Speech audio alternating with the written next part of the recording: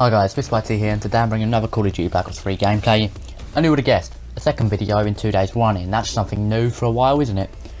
But before we do get into the review, I'm just going to quickly mention, down in the description there is now links not only to Twitter and Twitch, there's links to Facebook as well, and to an Instagram page. Pretty much on all of them, well, other than Twitch. On Twitter, Facebook and Instagram it'll be posting when I have actually uploaded the video. On Instagram it will actually be posted that I'll go live as well. On the others it might be.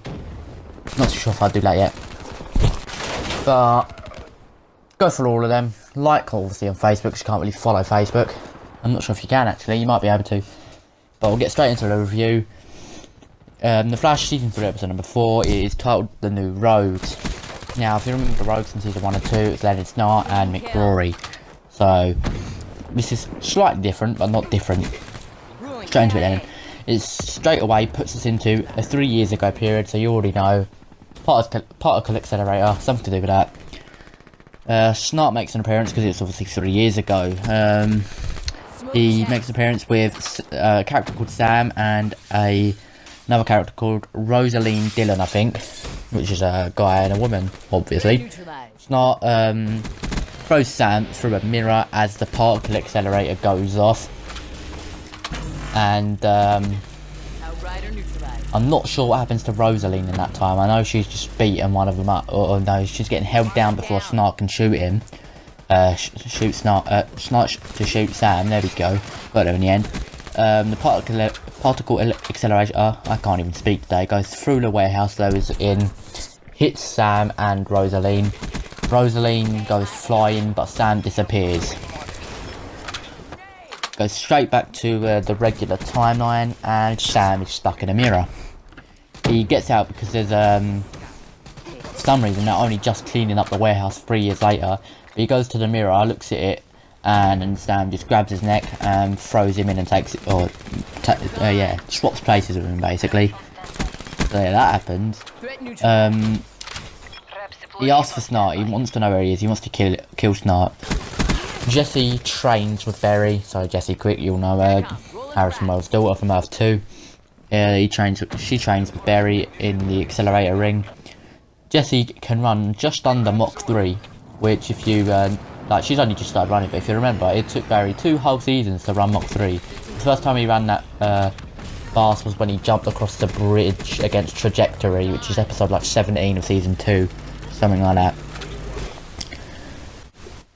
I generally thought Upload Studio failed there, but it didn't. It just swapped clips, so that was just horrible to feel. Barry realises he becomes Oliver after training Jesse.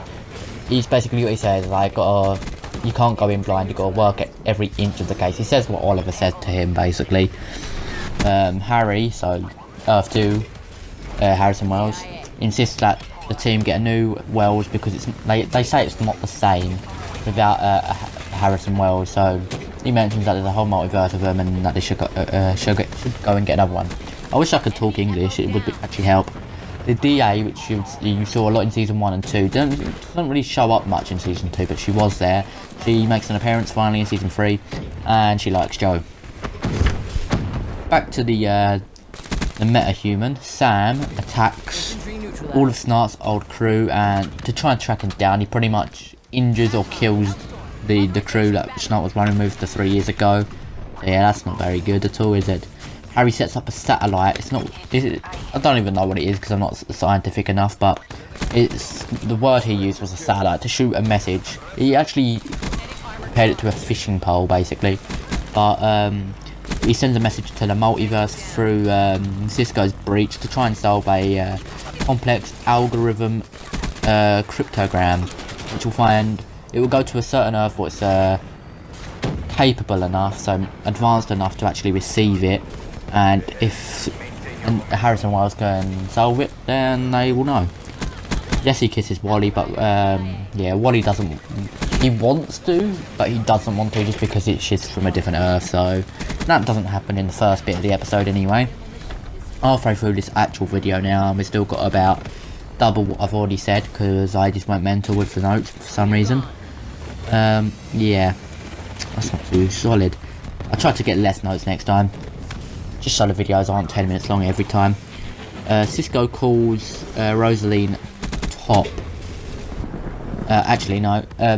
Let me just go back up one, actually. Harry calls Sam Mirror Master to compete with Cisco, and Cisco calls Rosaline top to compete with Harry. Basically, they have a little 1v1 with name calling. And the reason they called it Mirror Master because he just goes through mirrors, so it makes sense, really. Straight out of the comics, I believe that was. And top, it was actually a guy in the comics, I believe. I haven't read the comics, probably never will. I might do. But top, because that's what they do. They make you spin upside down, and that's their powers. And Mirror Master then goes through the glass in the prison where Rosaline was actually held, and because it's reflective glass, he can go through it. Takes top with him. Harry's doppelgangers, they fire their return calls, and yeah, they go through. Cisco, Caitlin, and Harry go through them all.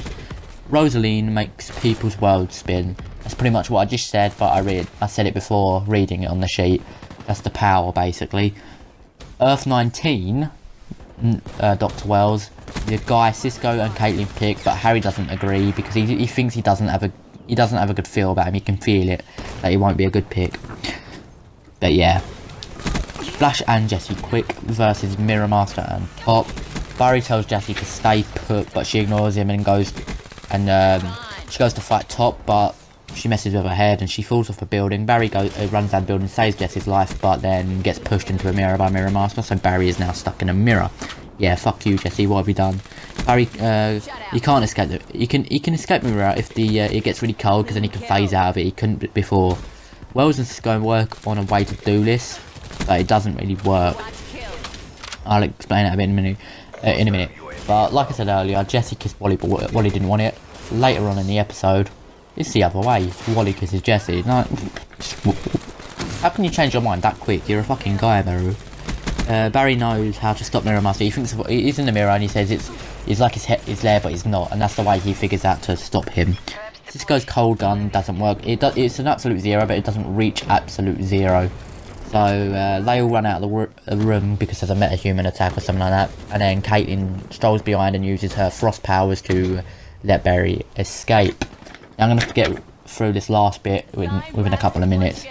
Barry tricks Mirror Master and top with a smart, I can't read, with a smart hologram, and he just captures them. Jessie captures top and Barry captures Mirror Master, so they're now both fucked into prison again.